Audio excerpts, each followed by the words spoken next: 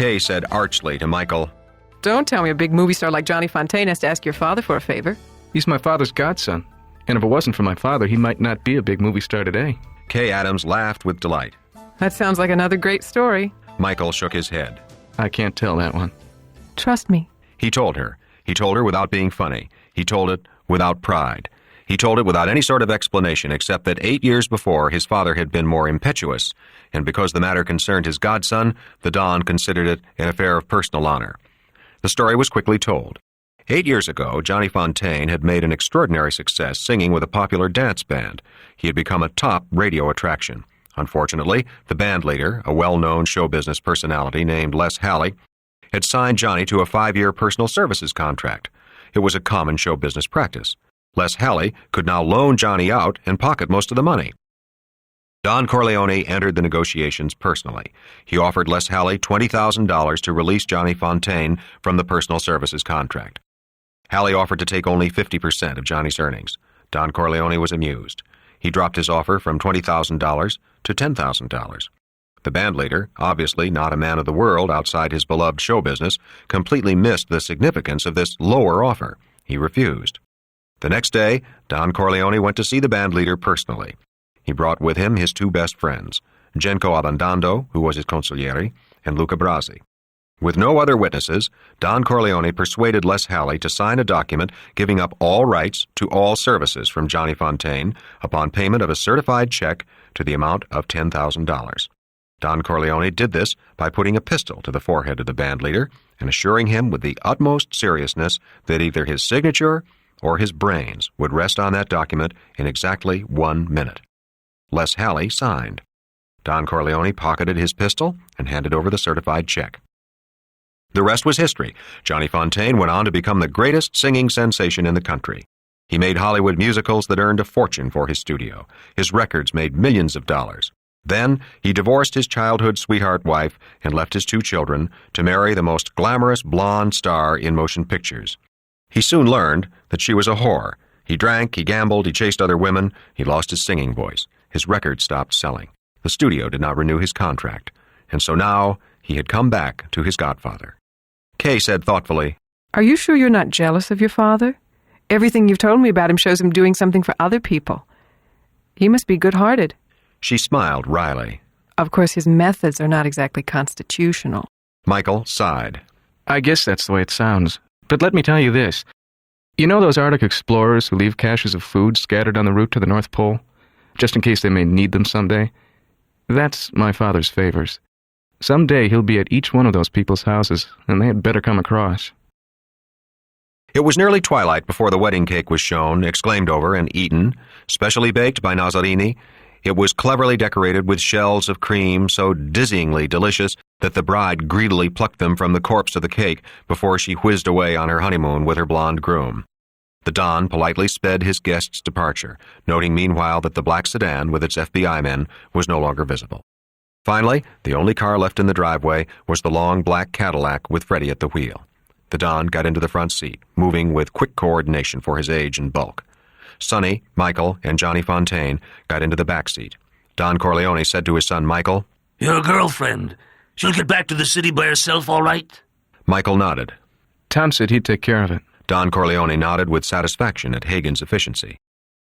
Because of the gas rationing still in effect, there was little traffic on the Belt Parkway to Manhattan. In less than an hour, the Cadillac rolled into the street of French Hospital. During the ride, Don Corleone asked his youngest son if he was doing well in school. Michael nodded. Then, Sonny, in the back seat, asked his father. Johnny says you're getting him squared away with that Hollywood business. Do you want me to go out there and help? Don Corleone was curt. Tom is going tonight. He won't need any help. It's a simple affair. Sonny Corleone laughed. Johnny thinks he can't fix it. That's why I thought you might want me to go out there. Don Corleone turned his head. He asked Johnny Fontane, Why do you doubt me? Hasn't your godfather always done what he said he would do? Have I ever been taken for a fool? Johnny apologized nervously. Godfather, the man who runs it is a real 90 caliber Pezza Novante. You can't budge him, not even with money. He has big connections, and he hates me. I just don't know how you can swing it. The Don spoke with affectionate amusement. I say to you, you shall have it. He nudged Michael with his elbow. We won't disappoint my godson now, Michael. Michael, who never doubted his father for a moment, shook his head. As they walked toward the hospital entrance, Don Corleone put his hand on Michael's arm so that the others forged ahead. When you get through with college, come and talk to me. I have some plans you will like. Michael didn't say anything. Don Corleone grunted in exasperation. I know how you are. I won't ask you to do anything you don't approve of. This is something special. Go your own way now. You're a man after all, but come to me as a son should when you have finished with your schooling. The family of Genco Abandando, wife and 3 daughters dressed in black, clustered like a flock of plump crows on the white tile floor of the hospital corridor. When they saw Don Corleone come out of the elevator, they seemed to flutter up off the white tiles in an instinctive surge toward him for protection. The mother was regally stout and black, the daughters fat and plain. Mrs. Abandando pecked at Don Corleone's cheek, sobbing, wailing. Oh, what a saint you are to come here on your daughter's wedding day. Don Corleone brushed these thanks aside. Don't I owe respect to such a friend? A friend who has been my right arm for 20 years? He had understood immediately that the soon-to-be widow did not comprehend that her husband would die this night. Genco Abandando had been in this hospital for nearly a year dying of his cancer, and the wife had come to consider his fatal illness almost an ordinary part of life. Tonight was just another crisis. She babbled on. Go in and see my poor husband. He asks for you. Poor man. He wanted to come to the wedding to show his respect, but the doctor would not permit it. Then he said you would come to see him on this great day, but I did not believe it possible. Oh, men understand friendship more than we women. Go inside. You will make him happy. A nurse and a doctor came out of Genco Abandando's private room. The doctor was a young man, serious-faced, and with the air of one born to command. That is to say, the air of one who has been immensely rich all his life. One of the daughters asked timidly, Dr. Kennedy, can we go see him now? Dr. Kennedy looked over the large group with exasperation. Didn't these people realize that the man inside was dying and dying in torturous pain? It would be much better if everyone let him die in peace. I think just the immediate family, he said in his exquisitely polite voice. He was surprised when the wife and daughters turned to the short, heavy man dressed in an awkwardly fitted tuxedo as if to hear his decision. The heavy man spoke. There was just the slightest trace of an Italian accent in his voice. My dear doctor, is it true he is dying? Yes. Then there is nothing more for you to do.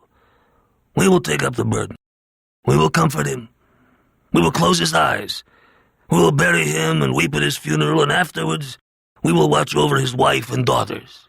At hearing things put so bluntly, forcing her to understand, Mrs. Abandando began to weep. Dr. Kennedy shrugged. It was impossible to explain to these peasants. At the same time, he recognized the crude justice in the man's remarks. His role was over. Still exquisitely polite, he said, Please wait for the nurse to let you in. She has a few necessary things to do with the patient. He walked away from them down the corridor, his white coat flapping. The nurse went back into the room, and they waited. Finally, she came out again, holding the door for them to enter. She whispered, He's delirious with the pain and fever. Try not to excite him. And you can stay only a few minutes, except for the wife. She recognized Johnny Fontaine as he went by her, and her eyes opened wide. He gave her a faint smile of acknowledgement, and she stared at him with frank invitation. He filed her away for future reference, then followed the others into the sick man's room. Genco Abandando had run a long race with death, and now, vanquished, he lay exhausted on the raised bed. He was wasted away to no more than a skeleton, and what had once been vigorous black hair had turned into obscene, stringy wisps. Genco, dear friend, I have brought my sons to pay their respects, and look, even Johnny, all the way from Hollywood. The dying man raised his fevered eyes gratefully to the dawn. He let the young men clasp his bony hand in their fleshy ones. His wife and daughters ranged themselves along his bed, kissing his cheek, taking his other hand in turn. The Don pressed his old friend's hand. He said comfortingly, Hurry up and get better, and we'll take a trip back to Italy together to our old village. We'll play bocce in front of the wine shop, like our fathers before us. The dying man shook his head. He motioned the young men and his family away from the bedside. With the other bony claw, he hung fast to the Don. He tried to speak. The Don put his head down and then sat on the bedside chair. Genco Abandando was babbling about their childhood. Then his coal-black eyes became sly. He whispered. The Don bent closer. The others in the room were astonished to see tears running down Don Corleone's face as he shook his head. The quavering voice grew louder, filling the room. With a tortured, superhuman effort, Abandando lifted his head off his pillow, eyes unseeing, and pointed a skeletal forefinger at the Don. Godfather!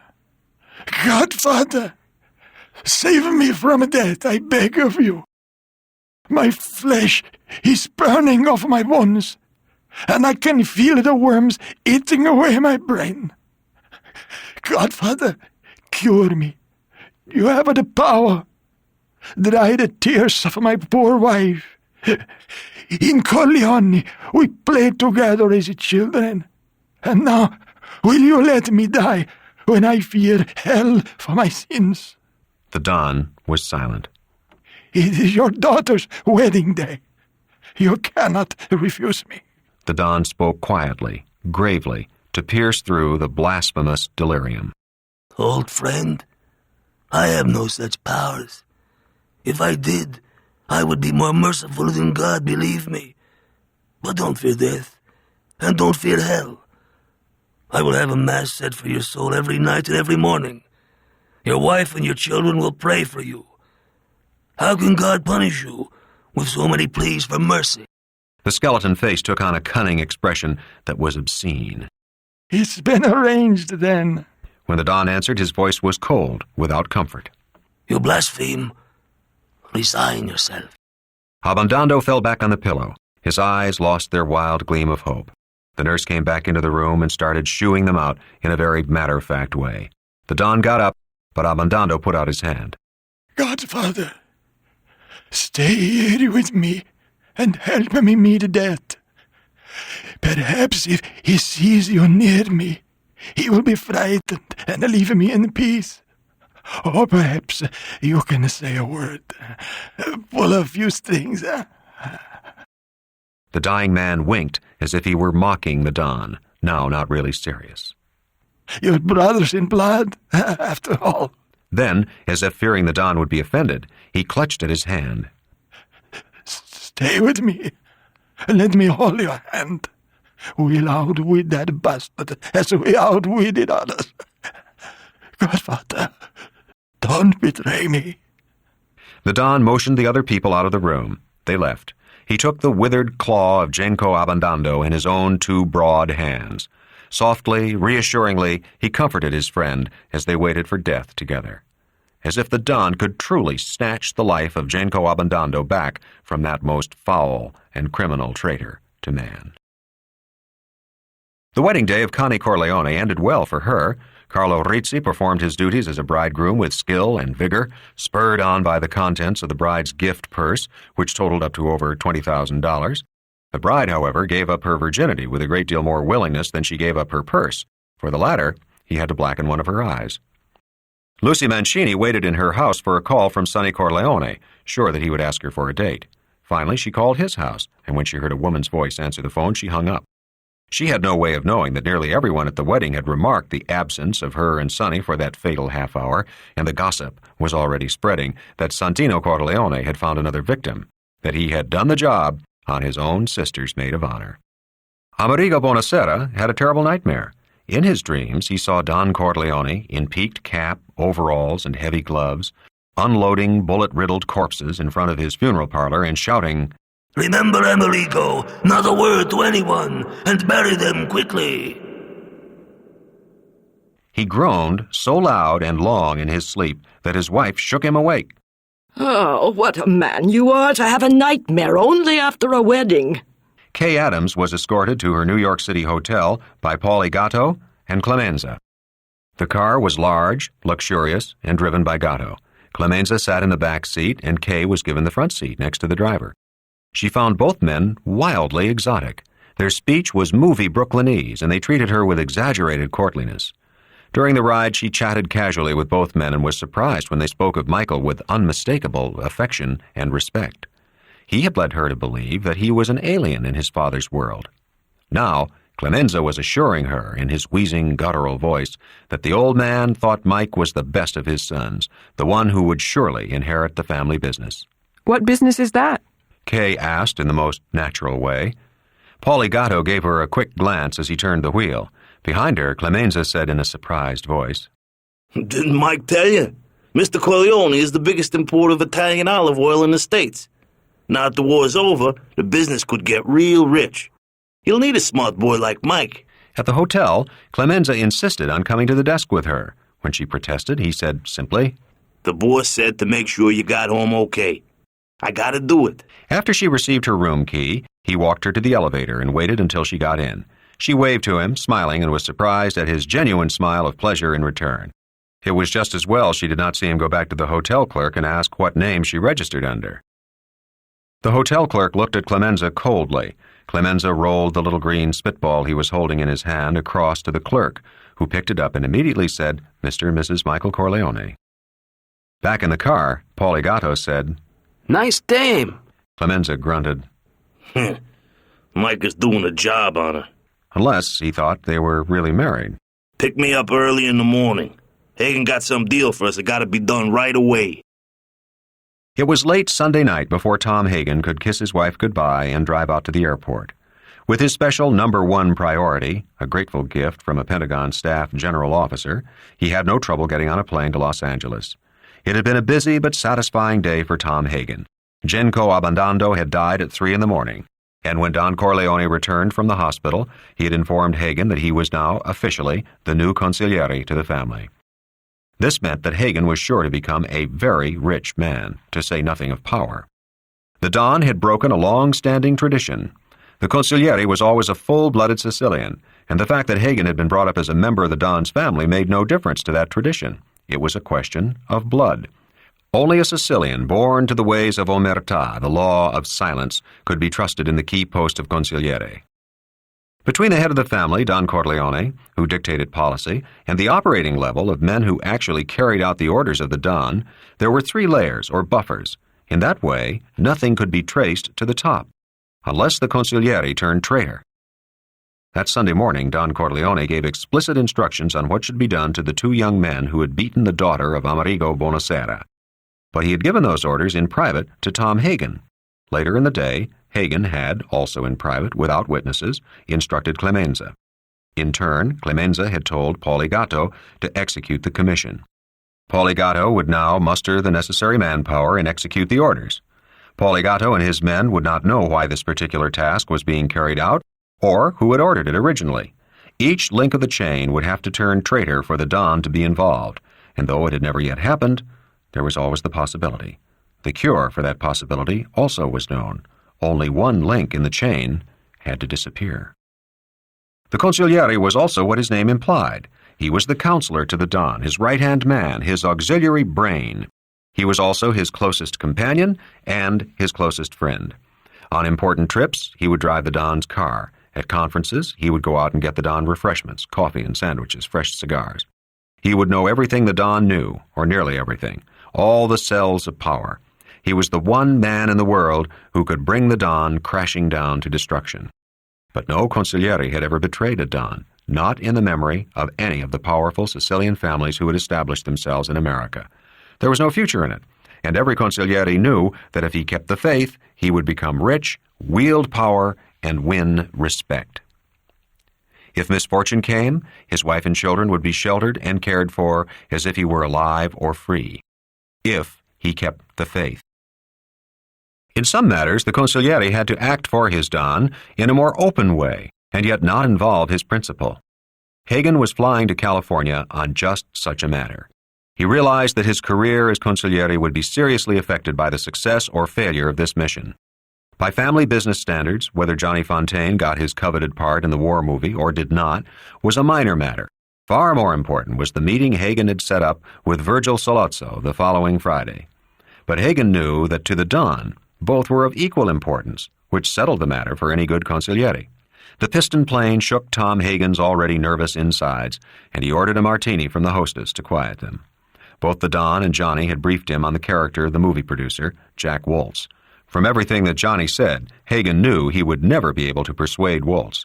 But he also had no doubt whatsoever that the Don would keep his promise to Johnny.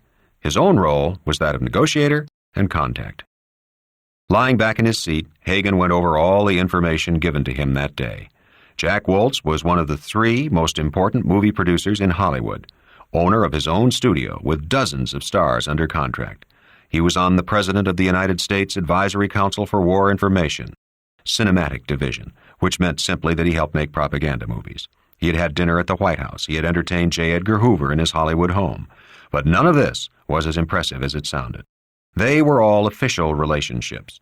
Woltz didn't have any personal political power, mainly because he was an extreme reactionary, partly because he was a megalomaniac who loved to wield power wildly without regard to the fact that by so doing, legions of enemies sprang up out of the ground. Hagen sighed. There would be no way to handle Jack Woltz.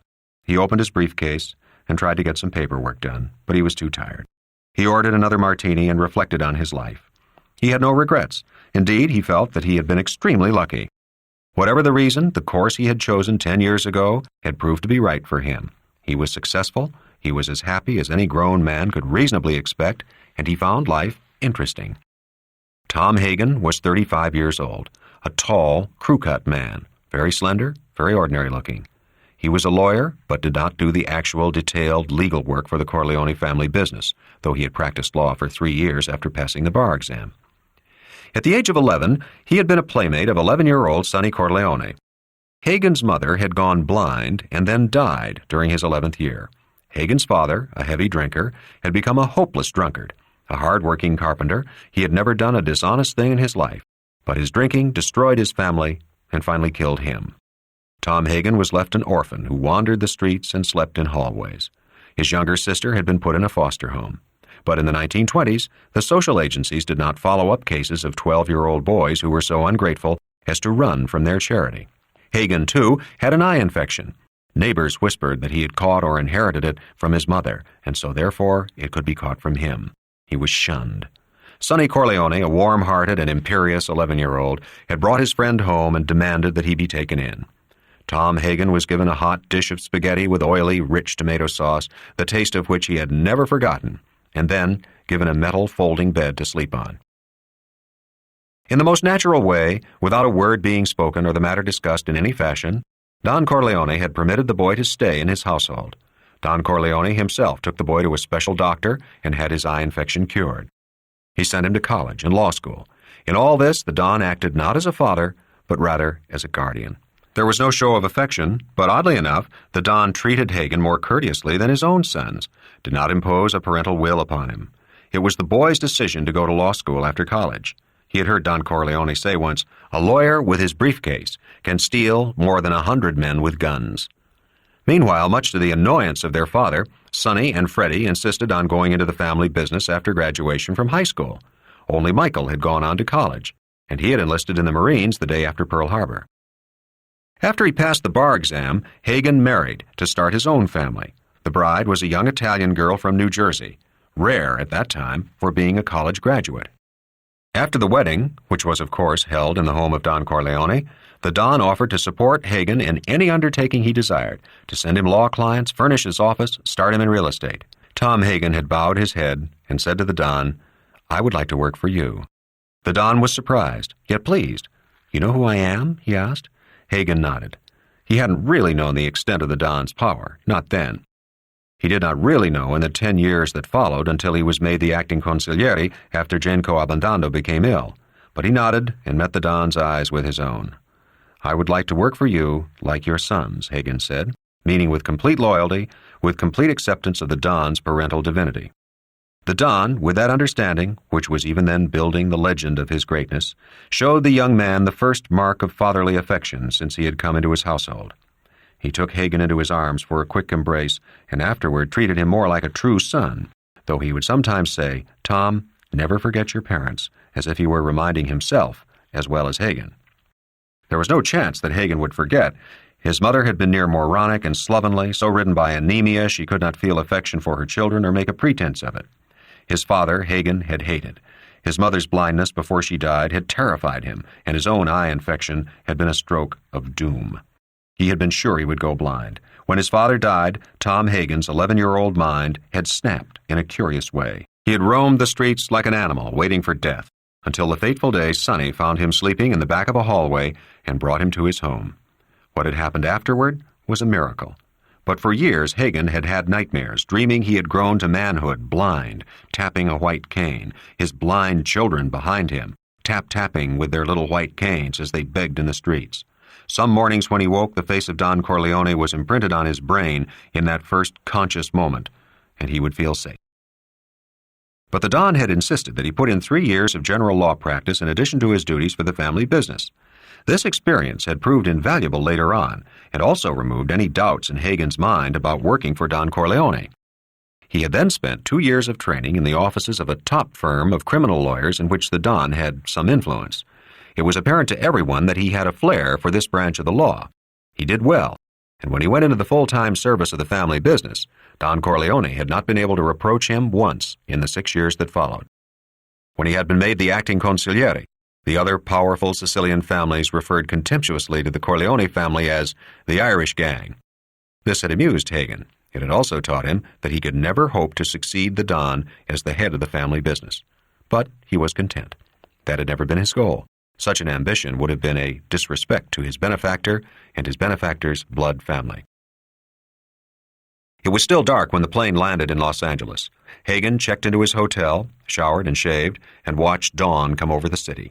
He ordered breakfast and newspapers to be sent up to his room and relaxed until it was time for his 10 a.m. appointment with Jack Waltz.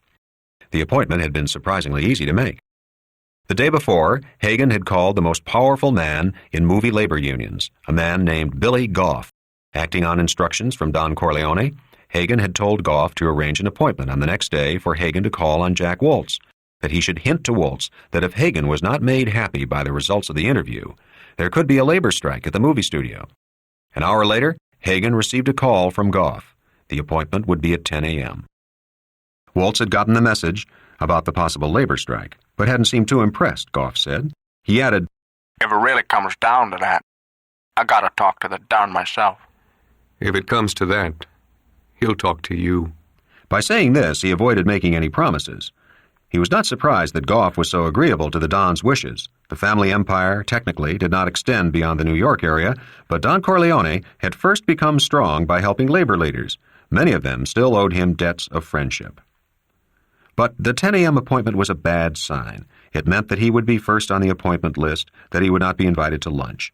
It meant that Waltz held him in small worth. Goff had not been threatening enough, probably, because Waltz had him on his graft payroll. And sometimes the Don's success in keeping himself out of the limelight worked to the disadvantage of the family business, in that his name did not mean anything to outside circles. His analysis proved correct. Waltz kept him waiting for a half hour past the appointed time. Hagen didn't mind. The reception room was very plush, very comfortable, and on a plum-colored couch opposite him sat the most beautiful child Hagen had ever seen. She was no more than 11 or 12, dressed in a very expensive but simple way as a grown woman. She had incredibly golden hair, huge, deep sea-blue eyes, and a fresh raspberry-red mouth. She was guarded by a woman, obviously her mother, who tried to stare Hagen down with a cold arrogance that made him want to punch her in the face. The angel child and the dragon mother, Hagen thought, returning the mother's cold stare. Finally, an exquisitely dressed but stout middle-aged woman came to lead him through a string of offices to the office apartment of the movie producer. Hagen was impressed by the beauty of the offices and the people working in them. He smiled. They were all shrewdies, trying to get their foot in the movie door by taking office jobs, and most of them would work in these offices for the rest of their lives, or until they accepted defeat and returned to their hometowns. Jack Waltz was a tall, powerfully built man with a heavy paunch almost concealed by his perfectly tailored suit. Hagen knew his history. At 10 years of age, Waltz had hustled empty beer kegs and pushcarts on the East Side. At 20, he helped his father sweat garment workers. At 30, he had left New York and moved west, invested in the Nickelodeon, and pioneered motion pictures. At 48, he had been the most powerful movie magnate in Hollywood, still rough-spoken, rapaciously amorous, a raging wolf ravaging helpless flocks of young starlets. At 50, he transformed himself. He took speech lessons, learned how to dress from an English valet, and how to behave socially from an English butler. When his first wife died, He married a world-famous and beautiful actress who didn't like acting. Now, at the age of 60, he collected old master paintings, was a member of the President's Advisory Committee, and had set up a multi-million-dollar foundation in his name to promote art in motion pictures. His daughter had married an English lord, his son an Italian princess. His latest passion, as reported dutifully by every movie columnist in America, was his own racing stables, on which he had spent $10 million in the past year. He had made headlines by purchasing the famed English racing horse Khartoum for the incredible price of $600,000, and then announcing that the undefeated racer would be retired and put to stud exclusively for the Waltz stables. He received Hagen courteously, his beautifully, evenly tanned, meticulously barbered face contorted with a grimace meant to be a smile. Despite all the money spent, despite the ministrations of the most knowledgeable technicians, his age showed. The flesh of his face looked as if it had been seamed together. But there was an enormous vitality in his movements, and he had what Don Corleone had, the air of a man who commanded absolutely the world in which he lived. Hagen came directly to the point, that he was an emissary from a friend of Johnny Fontaine, that this friend was a very powerful man who would pledge his gratitude and undying friendship to Mr. Waltz if Mr. Waltz would grant a small favor. The small favor would be the casting of Johnny Fontaine in the new war movie the studio planned to start next week. The seamed face was impassive, polite. Waltz asked, "What favors can your friend do me?" There was just a trace of condescension in his voice. Hagen ignored the condescension. "You've got some labor trouble coming up. My friend can absolutely guarantee to make that trouble disappear. You have a top male star who makes a lot of money for your studio, but he just graduated from marijuana to heroin. My friend will guarantee that your male star won't be able to get any more heroin. And if some other little things come up over the years, a phone call to me can solve your problems." Jack Waltz listened to this as if he were hearing the boasting of a child. Then he said harshly, his voice deliberately all East Side, "You trying to put muscle on me?" "Absolutely not. I've come to ask a service for a friend. I've tried to explain that you won't lose anything by it." Almost as if he willed it, Waltz made his face a mask of anger. The mouth curled, his heavy brows, dyed black, contracted to form a thick line over his glinting eyes. He leaned over the desk toward Hagen. "All right, you smooth son of a bitch. Let me lay it on the line for you, and your boss, whoever he is. Johnny Fontaine never gets that movie. I don't care how many Guinea Mafia Goombas come out of the woodwork." He leaned back. "A word of advice to you, my friend. J. Edgar Hoover, I assume you've heard of him." Waltz smiled sardonically. "Is a personal friend of mine. If I let him know I'm being pressured, you guys will never know what hit you." Hagen listened patiently. He had expected better from a man of Waltz's stature. Was it possible that a man who acted this stupidly could rise to the head of a company worth hundreds of millions? That was something to think about, since the Don was looking for new things to put money into, and if the top brains of this industry were so dumb, movies might be the thing. The abuse itself bothered him not at all. Hagen had learned the art of negotiation from the Don himself. Never get angry, the Don had instructed. Never make a threat. Reason with people. The word reason sounded so much better in Italian. Ragiona, to rejoin. The art of this was to ignore all insults, all threats, to turn the other cheek. Hagen had seen the Don sit at a negotiating table for 8 hours, swallowing insults, trying to persuade a notorious and megalomaniac strong-arm man to mend his ways. At the end of the 8 hours, Don Corleone had thrown up his hands in a helpless gesture and said to the other men at the table, "But no one can reason with this fellow," and had stalked out of the meeting room. The strong-arm man had turned white with fear. Emissaries were sent to bring the Don back into the room. An agreement was reached, but 2 months later, the strong-arm man was shot to death in his favorite barbershop. So Hagen started again, speaking in the most ordinary voice. "Look at my card. I'm a lawyer. Would I stick my neck out? Have I uttered one threatening word? Let me just say that I am prepared to meet any condition you name to get Johnny Fontaine that movie. I think I've already offered a great deal for such a small favor. A favor that I understand it would be in your interest to grant. Johnny tells me that you admit he would be perfect for that part. And let me say that this favor would never be asked if that were not so. In fact, if you're worried about your investment, my client would finance the picture. But please, let me make myself absolutely clear. We understand your no is no. Nobody can force you or is trying to. We know about your friendship with Mr. Hoover, I may add, and my boss respects you for it. He respects that relationship very much. Waltz had been doodling with a huge red-feathered pen. At the mention of money, his interest was aroused, and he stopped doodling. This picture is budgeted at $5 million. Hagen whistled softly to show that he was impressed. Then he said, very casually, My boss has a lot of friends who back his judgment. For the first time, Waltz seemed to take the whole thing seriously. He studied Hagen's card. I never heard of you. I know most of the big lawyers in New York, but just who the hell are you? I have one of those dignified corporate practices. I just handle this one account. He rose. I won't take up any more of your time. He held out his hand. Waltz shook it. Hagen took a few steps toward the door and turned to face Waltz again. I understand you have to deal with a lot of people who try to seem more important than they are. In my case, the reverse is true. Why don't you check me out with our mutual friend? If you reconsider, call me at my hotel. He paused. This may be sacrilege to you, but my client can do things for you that even Mr. Hoover might find out of his range. He saw the movie producer's eyes narrowing. Waltz was finally getting the message. By the way, I admire your pictures very much. I hope you can keep up the good work. Our country needs it. Late that afternoon, Hagen received a call from the producer's secretary that a car would pick him up within the hour to take him out to Mr. Waltz's country home for dinner. She told him it would be about a 3-hour drive, but that the car was equipped with a bar and some hors d'oeuvres. Hagen knew that Waltz made the trip in his private plane and wondered why he hadn't been invited to make the trip by air. The secretary's voice was adding politely, Mr. Waltz suggested you bring an overnight bag, and he'll get you to the airport in the morning.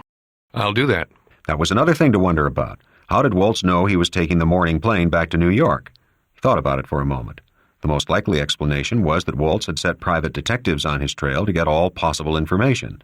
Then Waltz certainly knew he represented the Don, which meant he knew something about the Don, which in turn meant he was now ready to take the whole matter seriously. Something might be done after all, Hagen thought, and maybe Waltz was smarter than he had appeared this morning. The home of Jack Waltz looked like an implausible movie set. There was a plantation-type mansion, huge grounds girdled by a rich black dirt bridle path, stables and pasture for a herd of horses. The hedges, flower beds, and grasses were as carefully manicured as a movie star's nails. Waltz greeted Hagen on a glass-panel, air-conditioned porch. The producer was informally dressed in blue silk shirt, open at the neck, mustard-colored slacks, soft leather sandals. Framed in all this color and rich fabric, his seamed, tough face was startling. He handed Hagen an outsized martini glass and took one for himself from the prepared tray.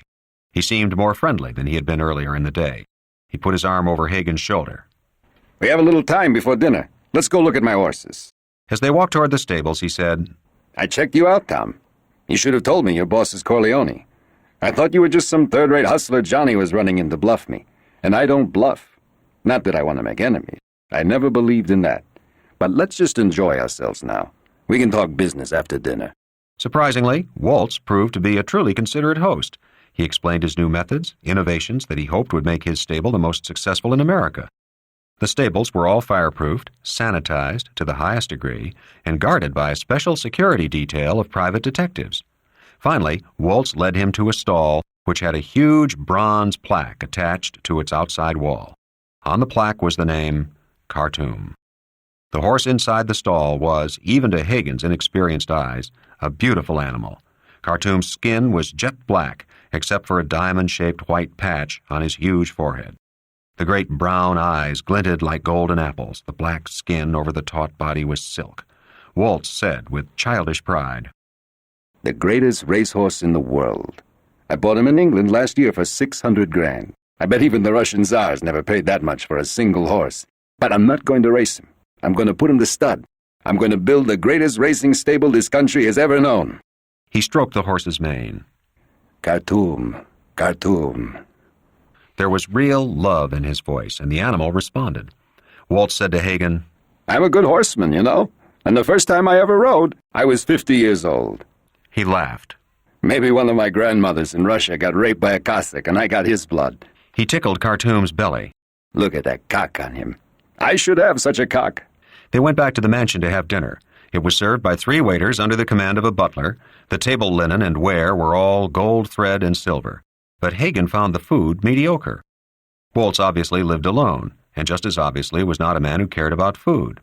Hagen waited until they had both lit up huge Havana cigars before he asked Waltz, Does Johnny get it or not?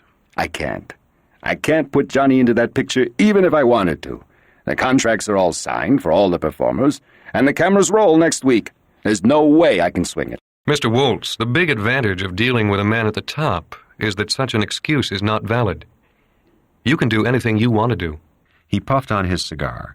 Don't you believe my client can keep his promises? I believe that I'm going to have labor trouble. Goff called me up on that, the son of a bitch. And the way he talked to me, you'd never guess I pay him $100,000 a year under the table. And I believe you can get that fag He-Man star of mine off heroin. But I don't care about that. And I can finance my own pictures. Because I hate that bastard Fontaine. Tell your boss this is one favor I can't give. But that he should try me again on anything else. Anything at all. Hagen thought, you sneaky bastard, then why the hell did you bring me all the way out here? The producer had something on his mind. I don't think you understand the situation. Mr. Corleone is Johnny Fontaine's godfather. That is a very close, a very sacred religious relationship. Waltz bowed his head in respect at this reference to religion. Hagen went on. Italians have a little joke, that the world is so hard a man must have two fathers to look after him, and that's why they have godfathers. Since Johnny's father died, Mr. Corleone feels his responsibility even more deeply. As for trying you again, Mr. Corleone is much too sensitive. He never asks a second favor where he has been refused the first. Waltz shrugged. I'm sorry. The answer is still no. But since you're here, what will it cost me to have that labor trouble cleared up? In cash, right now. That solved one puzzle for Hagen. Why Waltz was putting in so much time on him when he had already decided not to give Johnny the part. And that could not be changed at this meeting. Waltz felt secure. He was not afraid of the power of Don Corleone. And certainly Waltz, with his national political connections, his acquaintanceship with the FBI chief, his huge personal fortune, and his absolute power in the film industry, could not feel threatened by Don Corleone. To any intelligent man, even to Hagen, it seemed that Waltz had correctly assessed his position. He was impregnable to the Don if he was willing to take the losses the labor struggle would cost. There was only one thing wrong with the whole equation. Don Corleone had promised his godson he would get the part, and Don Corleone had never, to Hagen's knowledge, broken his word in such matters. You are deliberately misunderstanding me. You are trying to make me an accomplice to extortion. Mr. Corleone promises only to speak in your favor on this labor trouble as a matter of friendship in return for your speaking in behalf of his client. A friendly exchange of influence, nothing more. But I can see you don't take me seriously. Personally, I think that is a mistake. Waltz, as if he had been waiting for such a moment, let himself get angry. I understood perfectly. That's the mafia style, isn't it? All olive oil and sweet talk, when what you're really doing is making threats. So let me lay it on the line. Johnny Fontaine will never get that part, and he's perfect for it. It would make him a great star, but he never will be. Because I hate that pinko punk, and I'm going to run him out of the movies. And I'll tell you why. He ruined one of my most valuable protégés. For 5 years, I had this girl under training, singing, dancing, acting lessons. I spent hundreds of thousands of dollars. I was going to make her a star. I'll be even more frank, just to show you that I'm not a hard-hearted man, that it wasn't all dollars and cents. That girl was beautiful, and she was the greatest piece of ass I've ever had. And I've had 'em all over the world. She could suck you out like a water pump. Then Johnny comes along with that olive oil voice and guinea charm, and she runs off. She threw it all away just to make me ridiculous. A man in my position, Mr. Hagen, can't afford to look ridiculous. I have to pay Johnny off. For the first time, Waltz succeeded in astounding Hagen. He found it inconceivable that a grown man of substance would let such trivialities affect his judgment in an affair of business, and one of such importance. In Hagen's world, the Corleone's world, the physical beauty, the sexual power of women carried not the slightest weight in worldly matters. It was a private affair, except, of course, in matters of marriage and family disgrace. Hagen decided to make one last try. You're absolutely right, Mr. Waltz.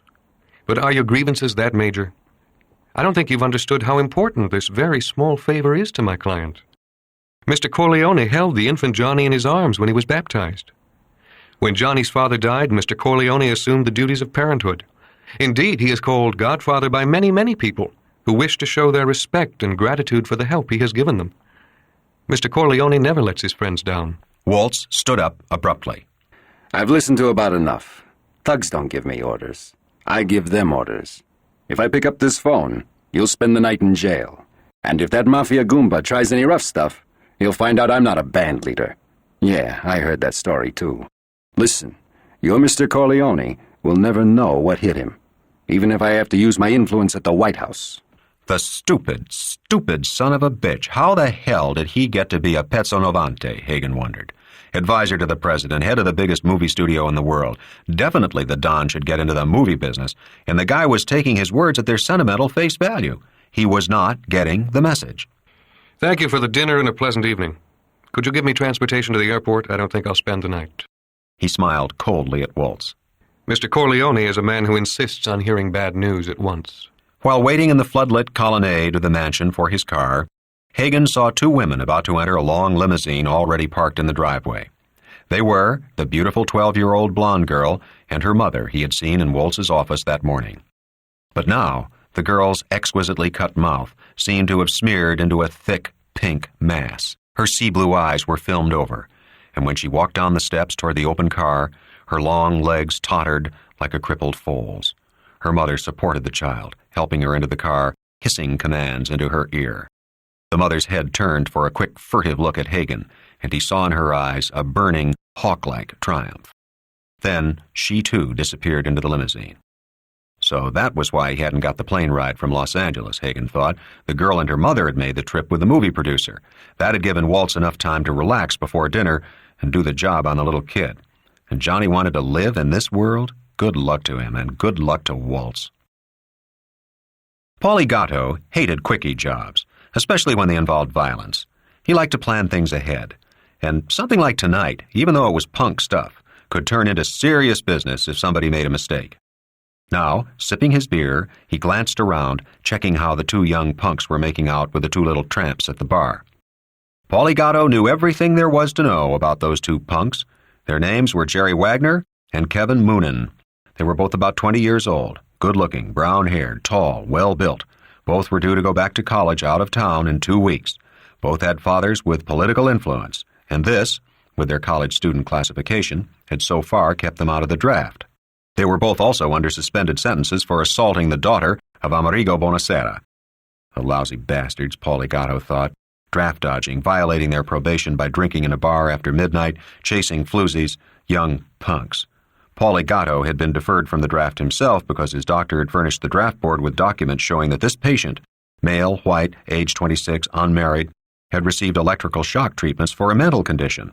All false, of course, but Paulie Gatto felt that he had earned his draft exemption. It had been arranged by Clemenza after Gatto had made his bones in the family business. It was Clemenza who had told him that this job must be rushed through before the boys went to college. Why the hell did it have to be done in New York, Gatto wondered. Clemenza was always giving extra orders instead of just giving out the job. Now, if those two little tramps walked out with the punks, it would be another night wasted. He could hear one of the girls laughing and saying, "Are you crazy, Jerry? I'm not going any car with you. I don't want to wind up in the hospital like that other poor girl." Her voice was spitefully rich with satisfaction. That was enough for Gatto. He finished up his beer and walked out into the dark street. Perfect. It was after midnight. There was only one other bar that showed light. The rest of the stores were closed. The precinct patrol car had been taken care of by Clemenza. They wouldn't be around that way until they got a radio call, and then they'd come slow. He leaned against the four-door Chevy sedan. In the back seat, two men were sitting, almost invisible, although they were very big men. Paulie said, "Take them when they come out." He still thought it had all been set up too fast. Clemenza had given him copies of the police mugshots of the two punks, the dope on where the punks went drinking every night to pick up bar girls. Paulie had recruited two of the strong-arms in the family and fingered the punks for them. He'd also given them their instructions. No blows on the top or the back of the head. There was to be no accidental fatality. Other than that, they could go as far as they liked. He had given them only one warning. "If those punks get out of the hospital in less than a month, you guys go back to driving trucks." The two big men were getting out of the car. They were both ex-boxers who had never made it past the small clubs and had been fixed up by Sonny Corleone with a little loan shark action so that they could make a decent living. They were, naturally, anxious to show their gratitude. When Jerry Wagner and Kevin Moonen came out of the bar, they were perfect setups. The bar girls' taunts had left their adolescent vanity prickly. Paulie Gatto, leaning against the fender of his car, called out to them with a teasing laugh, "Hey, Casanova, those broads really brushed you off." The two young men turned on him with delight. Paulie Gatto looked like a perfect outlet for their humiliation. Ferret-faced, short, slightly built, and a wise guy in the bargain. They pounced on him eagerly and immediately found their arms pinned by two men grabbing them from behind. At the same moment, Paulie Gatto had slipped onto his right hand a specially made set of brass knuckles studded with 1/16-inch iron spikes. His timing was good. He worked out in the gym 3 times a week. He smashed the punk named Wagner right on the nose. The man holding Wagner lifted him up off the ground, and Paulie swung his arm, uppercutting into the perfectly positioned groin. Wagner went limp, and the big man dropped him. This had taken no more than 6 seconds. Now, both of them turned their attention to Kevin Moonen, who was trying to shout. The man holding him from behind did so easily with one huge muscled arm. The other hand he put around Moonen's throat to cut off any sound. Paulie Gatto jumped into the car and started the motor. The two big men were beating Moonen to jelly. They did so with frightening deliberation, as if they had all the time in the world. They did not throw punches in flurries, but in timed, slow-motion sequences that carried the full weight of their massive bodies. Each blow landed with a splat of flesh splitting open. Gatto got a glimpse of Moonen's face. It was unrecognizable. The two men left Moonen lying on the sidewalk and turned their attention to Wagner. Wagner was trying to get to his feet, and he started to scream for help. Someone came out of the bar, and the two men had to work faster now. They clubbed Wagner to his knees. One of the men took his arm and twisted it, then kicked him in the spine. There was a cracking sound, and Wagner's screams of agony brought windows open all along the street.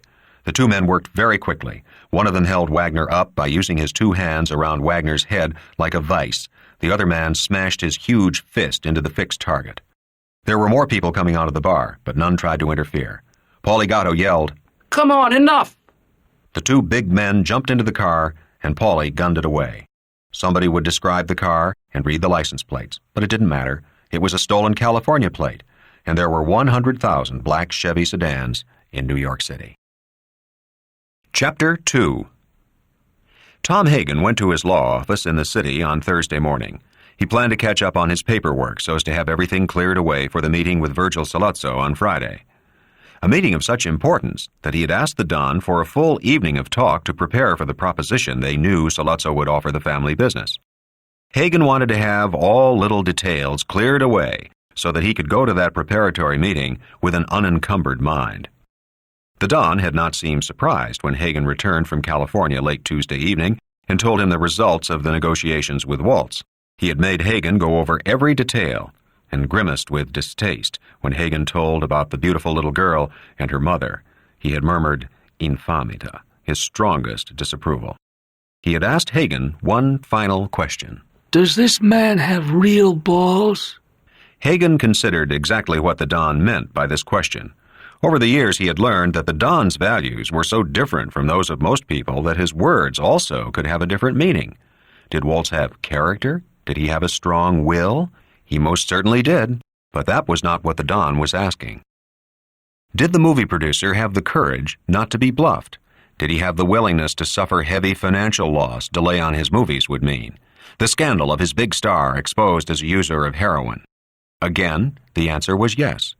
But again, this was not what the Don meant. Finally, Hagen translated the question properly in his mind. Did Jack Waltz have the balls to risk everything, to run the chance of losing all on a matter of principle, on a matter of honor, for revenge? Hagen smiled. He did it rarely, but now he could not resist jesting with the Don. "You're asking if he is a Sicilian?" The Don nodded his head pleasantly, acknowledging the flattering witticism and its truth. "No." That had been all.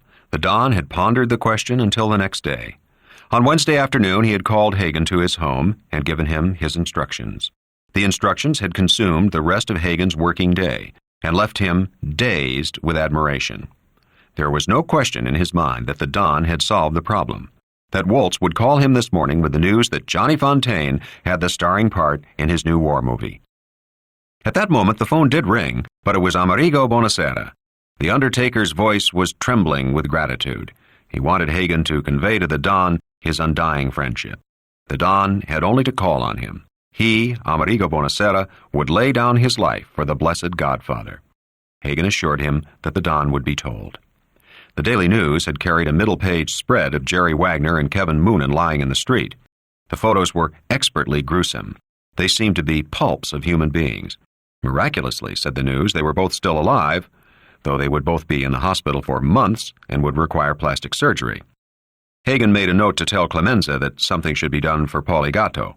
He seemed to know his job. Hagen worked quickly and efficiently for the next 3 hours, consolidating earning reports from the Don's real estate company, his olive oil importing business, and his construction firm. None of them were doing well, but with the war over, they should all become rich producers. He had almost forgotten the Johnny Fontane problem when his secretary told him California was calling. He felt a little thrill of anticipation as he picked up the phone. Hagen here. The voice that came over the phone was unrecognizable with hate and passion. You fucking bastard. I'll have you all in jail for 100 years. I'll spend every penny I have to get you. I'll get that Johnny Fontane's balls cut off, you hear me? You guinea fuck! I'm German-Irish. There was a long pause, and then a click of the phone being hung up. Hagen smiled. Not once had Waltz uttered a threat against Don Corleone himself. Genius had its rewards. Jack Waltz always slept alone. He had a bed big enough for 10 people and a bedroom large enough for a movie ballroom scene, but he had slept alone since the death of his first wife 10 years before. This did not mean he no longer used women. He was physically a vigorous man despite his age, but he could be aroused now only by very young girls, and had learned that a few hours in the evening were all the youth of his body and his patience could tolerate. On this Thursday morning, for some reason, he awoke early. The light of dawn made his huge bedroom as misty as a foggy meadowland. Far down at the foot of his bed was a familiar shape, and Waltz struggled up on his elbows to get a clearer look. It had the shape of a horse's head. Still groggy, Waltz reached and flicked on the night table lamp. The shock of what he saw made him physically ill.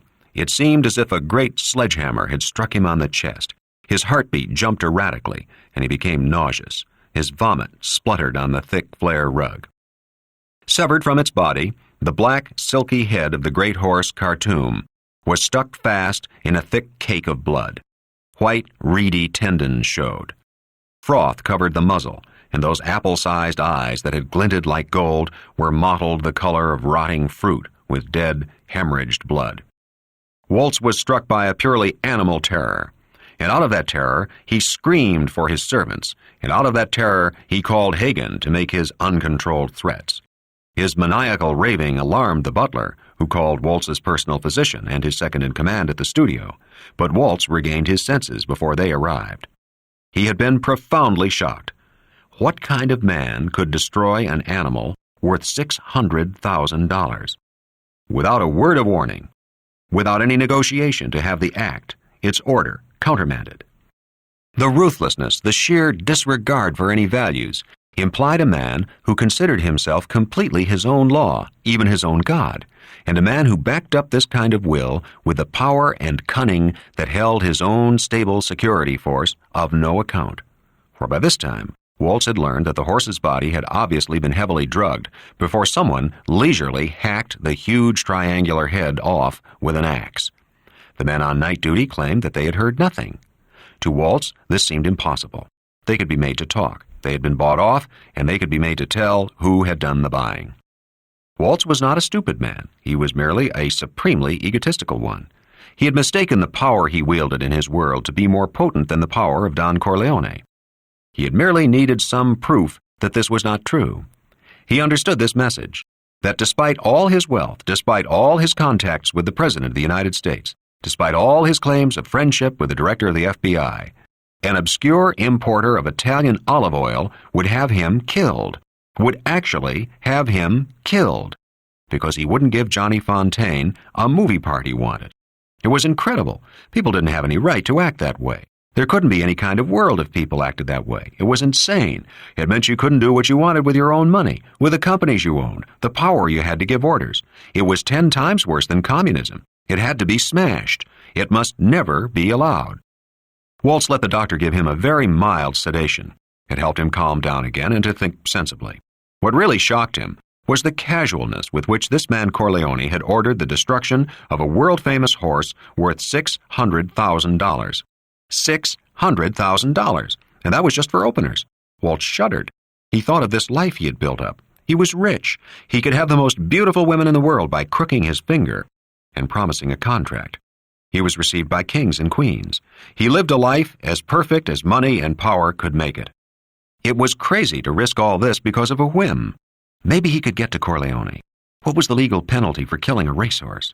He laughed wildly, and his doctor and servants watched him with nervous anxiety. Another thought occurred to him. He would be the laughingstock of California merely because someone had contemptuously defied his power in such arrogant fashion. That decided him. That and the thought that maybe they wouldn't kill him. That they had something much more clever and painful in reserve. Waltz gave the necessary orders. His personal confidential staff swung into action. The servants and the doctor were sworn to secrecy on pain of incurring the studio and Waltz's undying enmity. Word was given to the press that the racehorse Khartoum had died of an illness contracted during his shipment from England.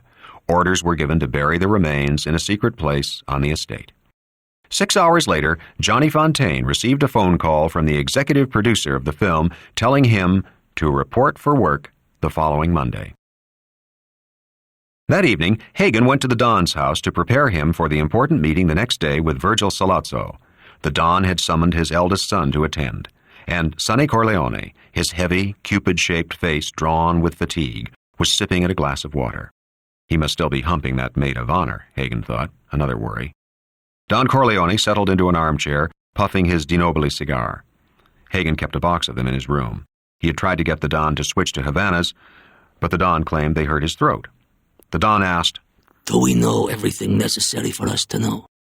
Hagen opened the folder that held his notes. The notes were in no way incriminating, merely cryptic reminders to make sure he touched on every important detail. Sollozzo is coming to us for help.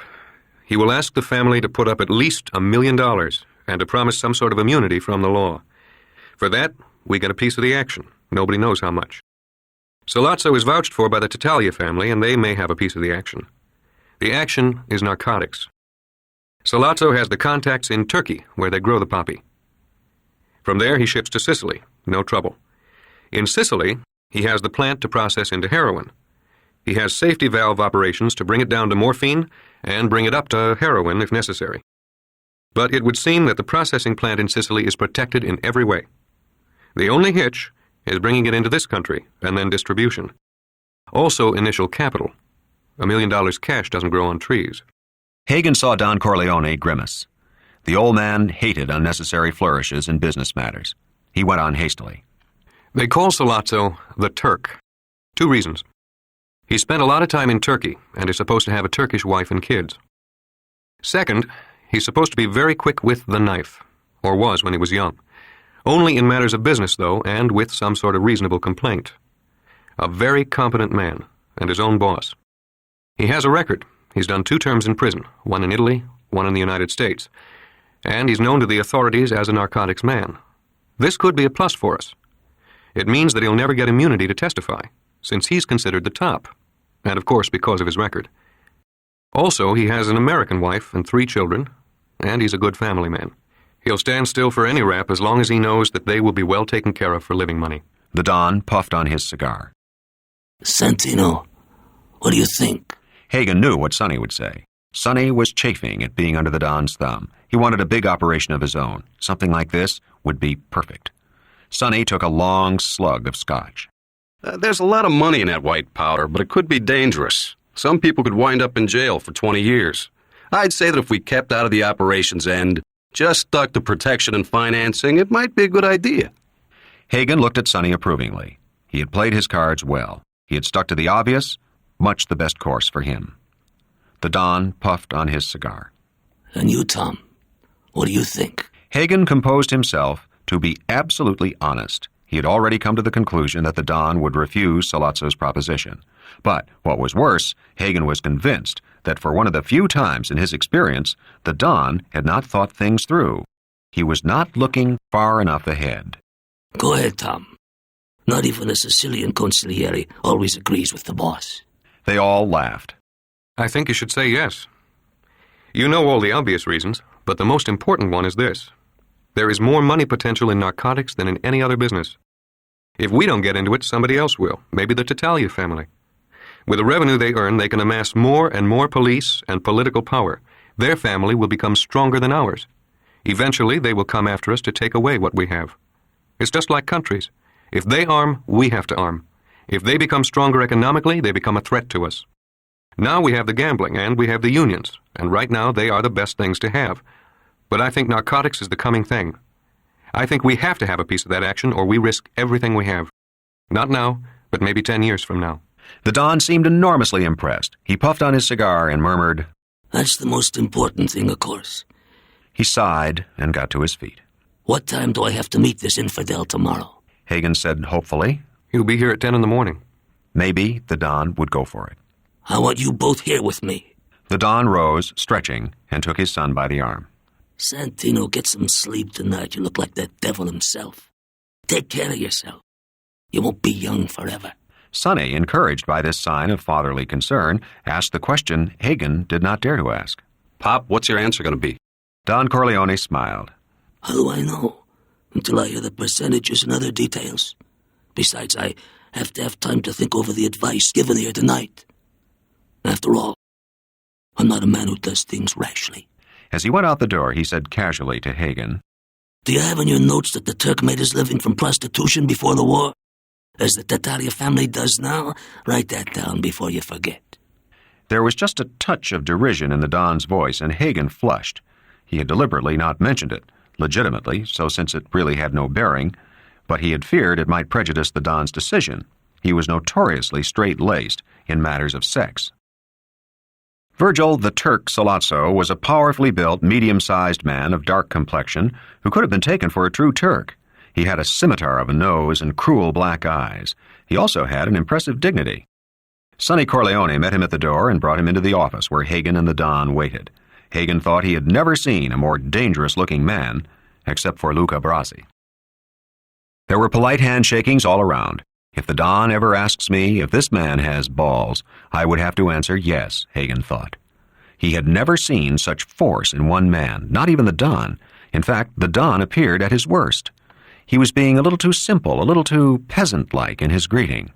Sollozzo came to the point immediately. The business was narcotics. Everything was set up. Certain poppy fields in Turkey had pledged him certain amounts every year. He had a protected plant in France to convert into morphine. He had an absolutely secure plant in Sicily to process into heroin. Smuggling into both countries was as positively safe as such matters could be. Entry into the United States would entail about 5% losses, since the FBI itself was incorruptible, as they both knew. But the profits would be enormous, the risk non-existent. The Don asked politely, Then why do you come to me? How have I deserved your generosity? Sollozzo's dark face remained impassive. I need $2 million cash.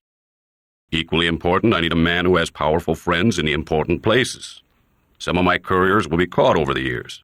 That is inevitable. They will all have clean records, that I promise. So it will be logical for judges to give light sentences.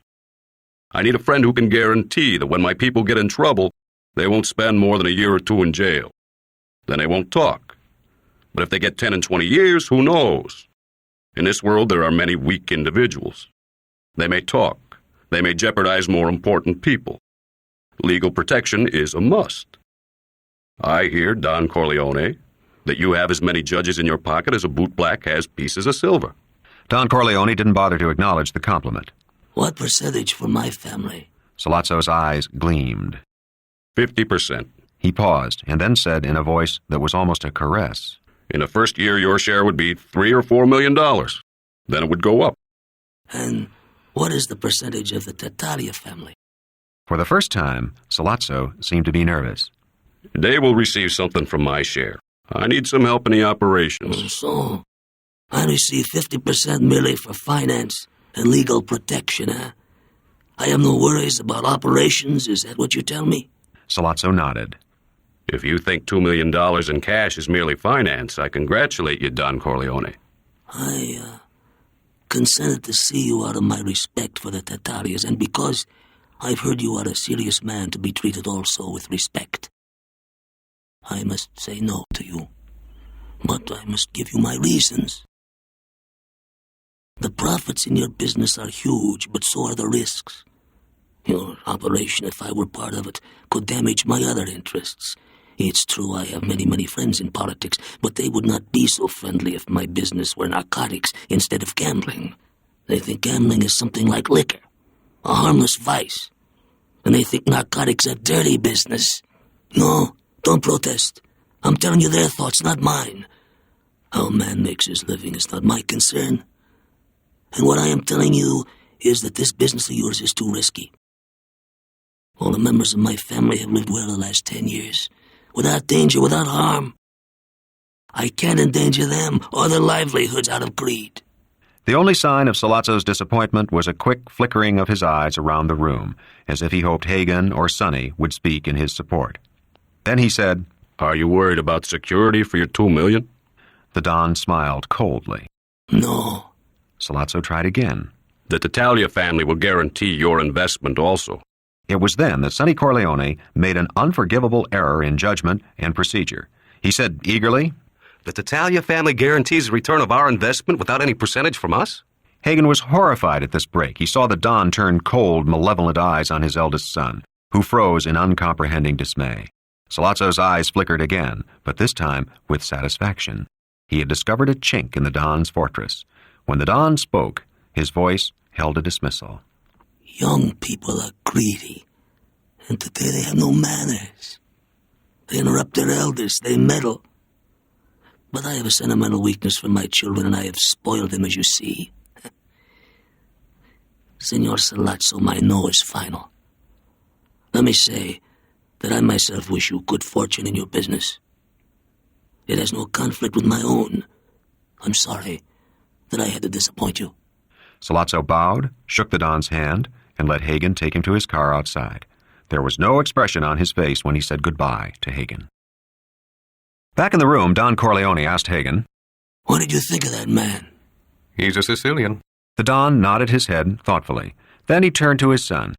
Santino, never let anyone outside the family know what you are thinking. Never let them know what you have under your fingernails. I think your brain is going soft from all that comedy you play with that young girl. Stop it and pay attention to business. Now get out of my sight. Hagen saw the surprise on Sonny's face, then anger at his father's reproach.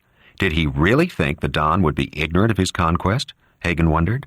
And did he really not know what a dangerous mistake he had made this morning? If that were true, Hagen would never wish to be the consigliere to the Don of Santino Corleone. Don Corleone waited until Sonny had left the room. Then he sank back into his leather armchair and motioned brusquely for a drink. Hagen poured him a glass of anisette. The Don looked up at him. Send Luca Blasi to see me. 3 months later, Hagen hurried through the paperwork in his city office, hoping to leave early enough for some Christmas shopping for his wife and children. He was interrupted by a phone call from a Johnny Fontaine, bubbling with high spirits. The picture had been shot, the rushes, whatever the hell they were, Hagen thought, were fabulous. He was sending the Don a present for Christmas that would knock his eyes out. He'd bring it himself, but there were some little things to be done in the movie. He would have to stay out on the coast. Hagen tried to conceal his impatience.